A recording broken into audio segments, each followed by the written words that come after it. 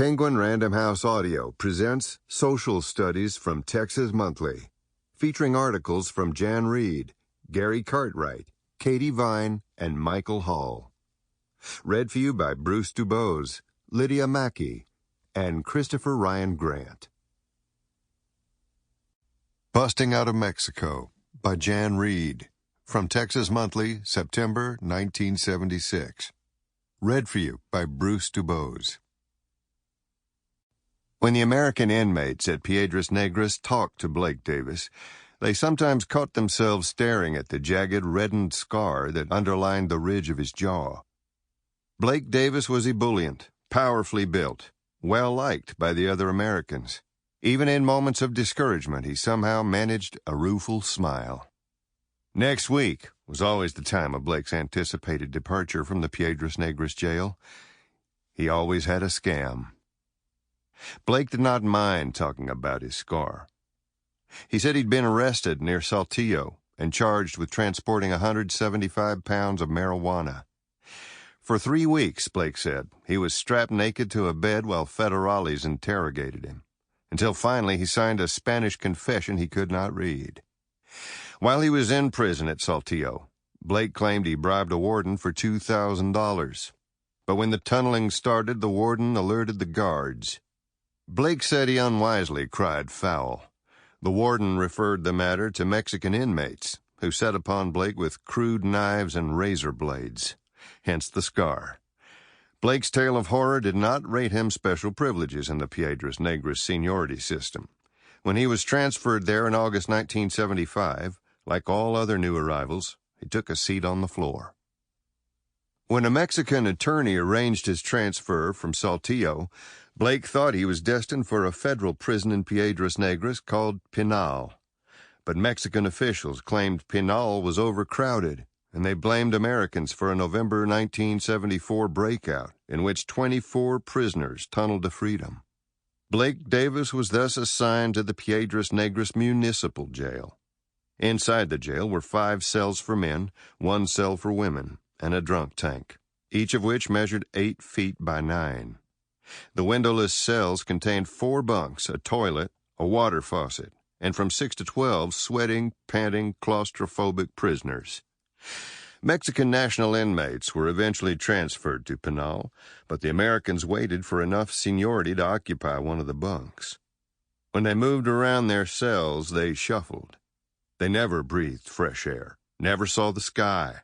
The lights of the jail were never turned off, so their only concept of day and night came from the jail kitchen, which provided gruel in the morning, soup at noon, beans and tortillas at dinner. The Americans depended upon friends to bring them vitamins and food. After a few months, their teeth began to decay and their hair began to thin. They passed the time playing Scrabble, backgammon, studying Spanish.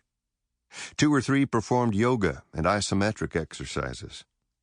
Though the Americans inside hated and feared Mexican cops, they had a certain empathy for the jail guards, who were poor men working for $5 or $6 a day and were helpless to do anything about the crowded conditions of the jail. The guards also seemed to understand that the Americans were under severe mental and emotional stress, prisoners of a foreign government and a foreign system of justice. Certain liberties were in order. Hard drugs could be smuggled past the guards, and the Mexican fink assigned to each cell containing Americans often operated a marijuana concession. Sometimes the guards allowed women to join the men in their bunks or in the privacy of the shower room. But now and then the powder keg tension of the jail would explode. Some American would faint, his skin would turn the shade of alabaster, and the other Americans would start shouting angry demands for medical attention. Except for weekenders in the drunk tank, all the American inmates were alleged narcotics violators. Under terms of the Mexican Napoleonic Code, any felony suspect caught red-handed in flagrante delicto can be held, interrogated, and denied access to an attorney for 3 days. If after 6 days a magistrate concludes that evidence warrants a trial, and the maximum sentence of the alleged offense is more than 2 years, a suspect can be held up to a year before he's tried. Even if a suspect proves in an amparo court of grievance that his Mexican constitutional rights have been violated, the charges against him still stand. In January 1975, the Mexican government enacted a law that denied narcotic suspects any kind of release on bond.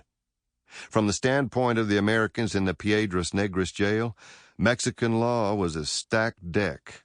Only Davis had actually been convicted, but the rest of the Americans never talked about waiting for trial.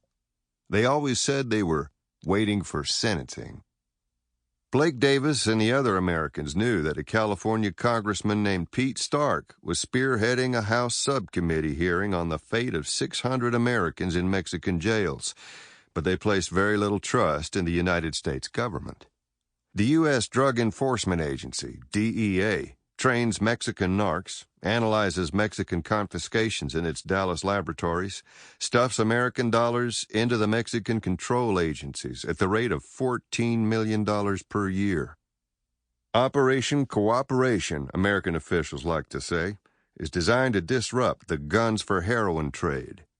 But the American inmates claimed the barber-shirted federales busted any American they possibly could, by whatever methods, while their DEA benefactors applauded. It was no longer easy for American prisoners to buy their way out of Mexican jail. One of the American inmates at Piedras Negras theorized that nothing had really changed. The favors of Mexican mordida still went to the highest bidder, the United States government. Once a month, U.S. consular officials came to the jail. One of those callers was Leonard Walentinowicz, the administrator who represented the State Department at the congressional hearings. But the American inmates were in no mood to wait on Washington. Every prisoner had a plan. One considered smuggling in hydrochloric acid on visitors' day to weaken the bars of the shower room. Another wanted to blow a small hole in the roof. Another pinned his hopes on a brother-in-law who worked for the CIA. The most dubious scheme involved advance payment to the Mexican secret police, who would then assist the escapees through a shower room window. Blake Davis was king of the freedom schemers. For 6 months, his father in Dallas had been trying to finance a Piedras Negras jailbreak. Every 12 hours, at 6 o'clock, the inmates were taken from their cells into the corridor for a lista. While the guards called roll, counted heads, and inspected the cells for signs of tunneling, the American inmates exchanged notes. They slept with their clothes easily accessible and tried to raise money through friends on the outside. Tuesday and Wednesday were the most likely nights, for there was less drunk traffic at the jail. Inevitably, the rumors reached the ears of the Mexican guards. One day in January, an American tough recruited by Blake's father signed the visitor's register, submitted to a frisk by the guards, and came back to Blake's cell. The American whispered through the bars that the jailbreak was on. Some of the American inmates altered their sleeping habits so they would always be awake in the hours after midnight. But when the American returned to Piedras Negras, he passed word the next visitor's day that the break was no longer possible. Armed guards were now circling the block and maintaining a lookout on the roof of the jail. Some of the inmates grew tired of constant anticipation. Every time the Coke machine noisily dispensed a 10-ounce bottle, they wondered if commandos had broken down the door. After 2 months of breakout rumors, the guards also tired of hearing them. A new commandante ordered a search of the prisoners' possessions, but told the warden that the guard on the roof was no longer necessary. Blake Davis remained optimistic, for the alternative to optimism was exceedingly grim. He had lost 25 pounds during his incarceration. His body was covered with boils, and a cyst at the base of his spine was seeping pus. Poison from an abscessed tooth descended with his saliva and gave him a stomachache. Blake Davis had served only 2 years of a 10-year sentence. He did not think he could survive 8 more years in a Mexican jail. In the late 40s, Sterling Blake Davis Sr. introduced the limp-wristed flair of Liberace to the macho world of pro wrestling. While his old... Sample complete. Ready to continue?